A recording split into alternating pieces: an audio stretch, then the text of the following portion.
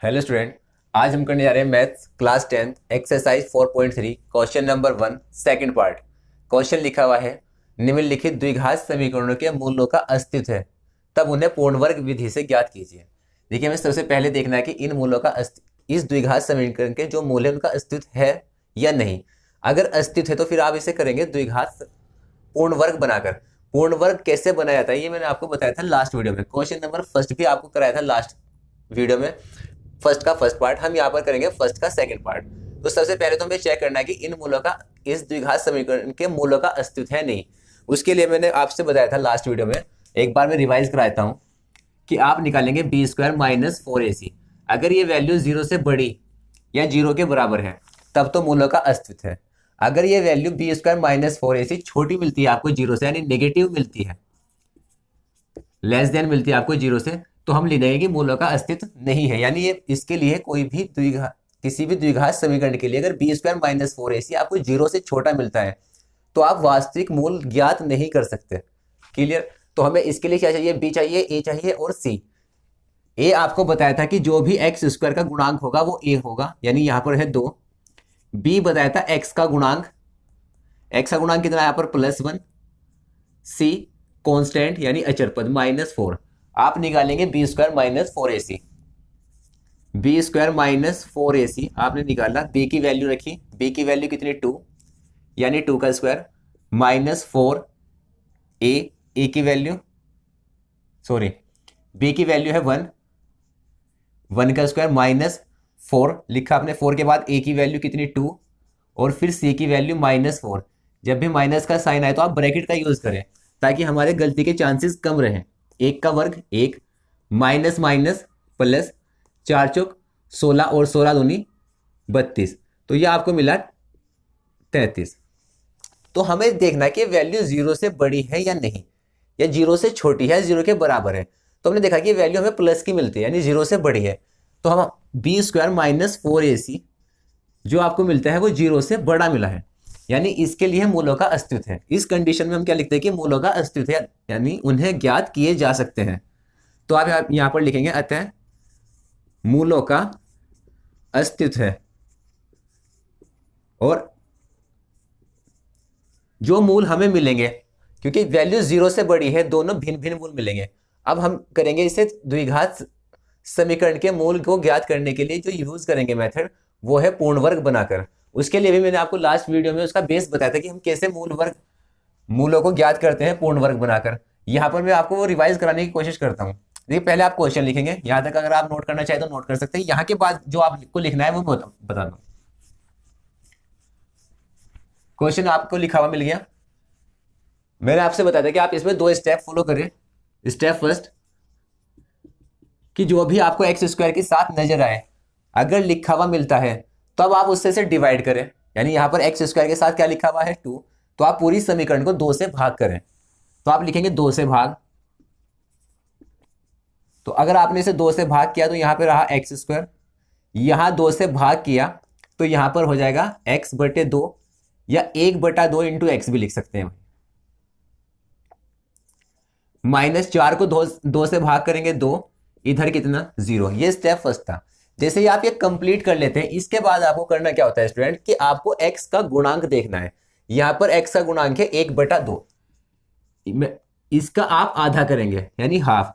1/2 का आधा करने के लिए मैंने आपसे बताया हुआ कि अगर आपको भिन्न मिल जाती है और उस भिन्न का आपको आधा करना है तो केवल आप हर का डबल कर दें, यानी 1/2 का आधा कितना 1/4, और जो ये वैल्यू आती है उसी का तो वर्ग आप जोड़ दें और उसी का वर्ग माइनस कर दें। ये स्टेप हमारा 2 था। यानी आप लिखेंगे x square plus 1/2 x plus ये वाली वैल्यू आपने प्लस की और यही आपने माइनस की, बाकी -2 था वो आप एट इज इट लिखें। ये स्टेप 2 भी हमारा कंप्लीट हो जाएगा। स्टेप थर्ड में आपको a प्लस बी का होल स्क्वायर का फॉर्मूला मिलेगा या a माइनस बी का होल स्क्वायर मिलेगा। अगर x के गुणांक पर निशान है प्लस का, अगर x के गुणांक पर निशान कैसा आया हुआ है प्लस का, तो इतना फॉर्मूला बनेगा हमेशा ऑलवेज a प्लस बी का होल स्क्वायर। अगर यहां पर निशान है माइनस का तो ये फॉर्मूला बनेगा हमेशा a माइनस बी का होल स्क्वायर, जहां पर a तो होगा x, प्लस है तो प्लस का, और बी होगा जो इस ब्रैकेट में आप लिखेंगे, यानी एक्स के गुणांक का जो आप आधा लिखते हैं। जैसे यहां पर लिखा हुआ है 1/4 इसका होल स्क्वायर। बाकी ये दो वैल्यू आप दूसरी साइड ले जाए, दोनों वैल्यू माइनस की उधर जाकर प्लस की, साथ साथ में से सोल्व भी करूंगा। 1 का वर्ग 1 ही, 4 का वर्ग हो गया 16, ये माइनस भी उधर गया था प्लस। क्लियर। फिर मैंने आपसे बताया था कि आप सबसे पहले राइट साइड सोल्व करें, ये वाली 16 दूनी 32 और 1 33, 16 दूनी 32 और 1 33, ये मिलेगा आपको 33/16। इसके बाद आप ये वर्ग हटाएंगे और इधर वर्गमूल का निशान लगाएंगे।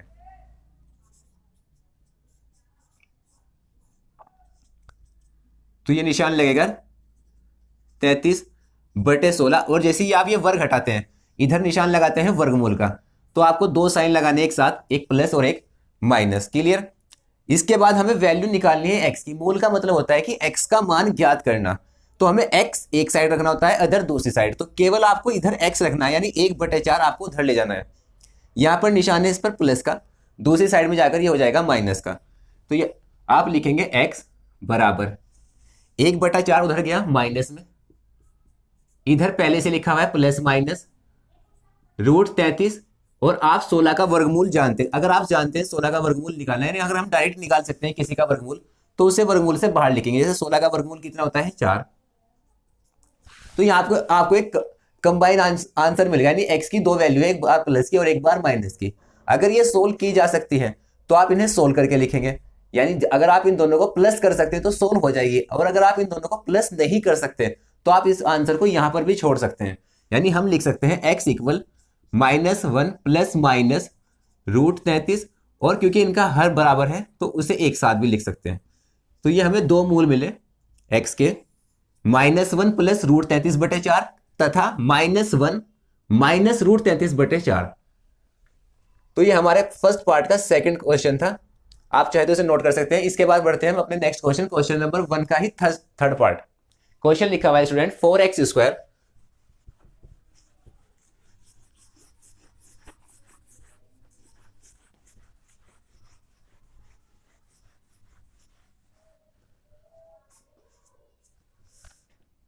Third part 4x² plus 4√3 into x minus +3 sorry is equal to 0। Question के लिए इन्होंने पहले लिखा हुआ है कि हमें सबसे पहले चेक करना है कि इस द्विघात समीकरण के मूलों का अस्तित्व है या नहीं। अस्तित्व के लिए हम निकालेंगे b² - 4ac। उसके बाद आप इसे पूर्ण वर्ग विधि से इसके मूल आप ज्ञात कर दिखाएंगे। तो हम निकालते हैं b² - 4ac। उसके लिए मैं b, a और c की वैल्यू को पहले डिफाइन करूंगा, यानी a की वैल्यू x² का गुणांक 4, b की वैल्यू x का गुणांक 4√3 और c की वैल्यू 3। ठीक है, यहां पर आप निकाल लेंगे b² - 4ac। अगर चाहे तो आप डिनोट भी कर सकते हैं, b² - 4ac को हम लिखते हैं d, यानी विविध कर। बहुत सी बार एग्जाम में क्वेश्चन पूछ लिया जाता है, आपको इक्वेशन दे दी और कहा गया कि इसका विविध कर निकालिए, तो आपको कंफ्यूज होने की जरूरत नहीं। वो कह रहे हैं कि b² - 4ac निकालना है आपको। तो d इक्वल होता है b² - 4ac, ये आप निकालेंगे। b की वैल्यू लिखी आपने 4√3 और उसका क्या किया वर्ग, माइनस आपने ऐसे ही लिखा 4 भी लिखा, a की वैल्यू कितनी 4 और c की वैल्यू भी कितनी 3, ये आपने लिख दी। देखिए इनकी मल्टीप्लाई में तो आपको कोई प्रॉब्लम नहीं होगी, 4 चौक 16, 16 तिया 48। हो सकता है कि इसका वर्ग करने में आपको प्रॉब्लम हो जाए। तो वर्ग का मतलब क्या होता है, जैसे 4√3 आप यहां पर चेक कर ले, मतलब क्या हुआ कि 4√3 की गुना 4√3 से ही 2 बार। ये आप जानते हैं 4 चौक 16, √3 की जब हम रूट में गुणा करते हैं, अगर इनके अंदर की वैल्यू सेम होती तो रूट हट जाता है, यानी आपको मिल गया 4 गुना 4 तो मिल ही गया था, √3 की गुणा √3 में करेंगे तो कितना आ जाएगा 3। तो ये भी हो गया 4 चौक 16 तिया 48। तो यहां पर भी आपको मिला 48। 48 माइनस 48 0, यानी जो b² - 4ac की वैल्यू मिली वो आपको 0 मिलती है। तो इस कंडीशन में भी मूलों का अस्तित्व है। मैंने बताया कि आपको अगर दो कंडीशन आपको मिलती है b² - 4ac greater than and equal 0, यानी ये वैल्यू या तो बड़ी मिले 0 से या 0 के बराबर मिले, तो उस कंडीशन में मूलों का अस्तित्व है। अगर 0 से छोटी मिलती है तो उस कंडीशन में मूलों का अस्तित्व नहीं है। इन दोनों में फर्क ये होता है कि अगर ये 0 से बड़ा है तब तो जो दो मूल आप निकालेंगे वो अलग अलग आएंगे। अगर ये वैल्यू 0 के बराबर आ जाए तो आप जो दो मूल निकालते हैं वो हमें क्या मिलेंगे, इक्वल मिलेंगे। तो हम यहाँ पर लिख भी सकते हैं मूलों का अस्तित्व है जो बराबर है, लेकिन आपको केवल इतना ही लिखना है, अतः मूलों का अस्तित्व है। एक क्वेश्चन तो आपका यहां तक कंप्लीट हो गया। ये अपने आप में दो पार्ट थे, ठीक है। फर्स्ट पार्ट हमने कर लिया। अब सेकंड पार्ट इसमें लिखा है कि अगर इनका अस्तित्व है तो उस कंडीशन में आपको इसे पूर्ण वर्ग विधि से हल करना है। तो आप चाहे तो यहां तक नोट कर सकते हैं। इसके बाद हम करेंगे इसे पूर्ण वर्ग विधि से हल। देखिए स्टूडेंट, उसके लिए आप वही स्टेप फॉलो करेंगे जो मैंने लास्ट क्वेश्चन में आपको बताए थे, यानी जो भी एक्स स्क्वायर के साथ लिखा हुआ है सबसे पहले आप उससे डिवाइड करेंगे। तो हम देखते हैं यहाँ एक्स स्क्वायर के साथ लिखा हुआ है 4, तो पूरी समीकरण को आप 4 से डिवाइड कर दे, 4 से भाग। ध्यान से देखना, ये 4 से भाग करेंगे तो 4 कट जाएगा, यानी यहां मिलेगा आपको एक्स स्क्वायर प्लस इसे 4 से भाग किया तो 4 कट गया, √3x प्लस इसे 4 से भाग किया तो रहा 3/4 बराबर 0। स्टेप फर्स्ट आपका कंप्लीट हो चुका। स्टेप सेकंड में फिर आप देखेंगे कि x का गुणांक क्या है। यहां पर x का गुणांक है √3। आप करेंगे क्या, इसका आधा। तो अगर किसी का भी आधा करना तो 2 से भाग, ये मिला आपको √3 का आधा। जो भी आधा करने पर वैल्यू मिलती है उसी का वर्ग आपको प्लस करना है और उसी का वर्ग माइनस। तो हम यहां पर लिखेंगे x² प्लस √3x तो पहले से ही था, √3/2 इसी का तो वर्ग आपने प्लस किया और इसी का वर्ग आपने माइनस किया। प्लस में ये वैल्यू ऐसे ही लिखेंगे 3/4 इज इक्वल्स टू 0। तो यहां तक आपको फॉर्मूला मिलेगा हमेशा, ऑलवेज, ठीक है। अगर यहां पर प्लस है तो ये a+b का होल स्क्वायर है, यहां पर माइनस है तो ये a-b का होल स्क्वायर है, क्योंकि यहां पर निशान है किसका, प्लस का। तो ये पूरा फॉर्मूला हो गया a² + b² + 2ab का। a के प्लेस पे लिखा हुआ है x और b के प्लेस पर है √3/2 और इसका स्क्वायर। इसके बाद ये वाली वैल्यू आप दूसरी साइड लेकर जाएंगे, लेकिन मुझे यहीं पर नजर आ गया कि ये वैल्यू इस पूरी वैल्यू से कैंसिल हो रही है, इसलिए इस क्वेश्चन में, केवल इस क्वेश्चन में ये वाली वैल्यू मैं दूसरी साइड नहीं लेकर जाऊंगा। यानी इसे आप यहीं पर सोल्व कर सकते हैं। √3 का वर्ग कितना, 3, 2 का वर्ग कितना, 4, प्लस में कितना 3/4 बराबर 0 और ये पूरी की पूरी वैल्यू कैंसिल। यहां पर आप इसे चाहे तो इस तरह लिख सकते हैं, क्योंकि वर्ग है तो इसे चाहे तो आप 2 बार लिख ले,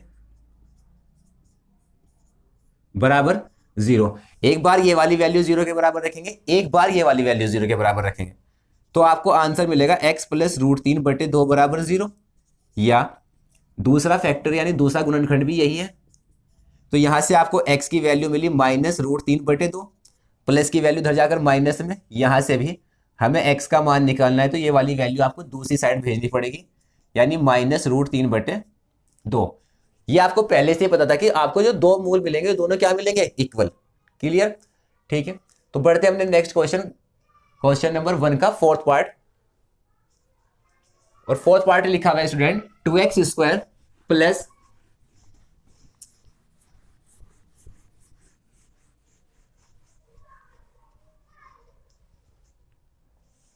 x + 4, 2x² + x + 4 = 0। पहले हम चेक करेंगे कि मूलों का अस्तित्व है। उसके लिए आप b² - 4ac निकालेंगे। a की वैल्यू यहां पर कितनी 2, b की वैल्यू x का गुणांक यानी 1 और c की वैल्यू अचर पद यानी 4। हमने निकाला d जिसकी वैल्यू होती है b² - 4ac। b के प्लेस पे आप b की वैल्यू रखते हैं 1 -4, a की वैल्यू कितनी 2 और c की वैल्यू है 4।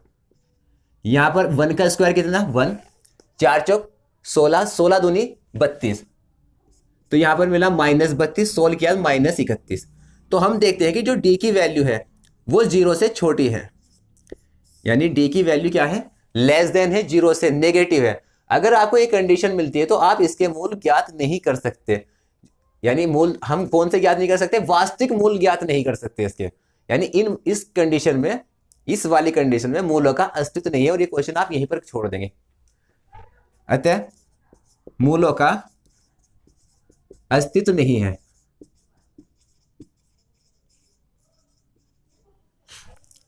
क्लियर। तो ये हमारे फर्स्ट क्वेश्चन के 4 पार्ट थे। कल पहला पार्ट मैंने आपको कराया था, कल 3 पार्ट मैंने कराए हैं आज। नेक्स्ट वीडियो में हम करेंगे क्वेश्चन नंबर 2। जिसे हम सोल्व करेंगे द्विघाती सूत्र से।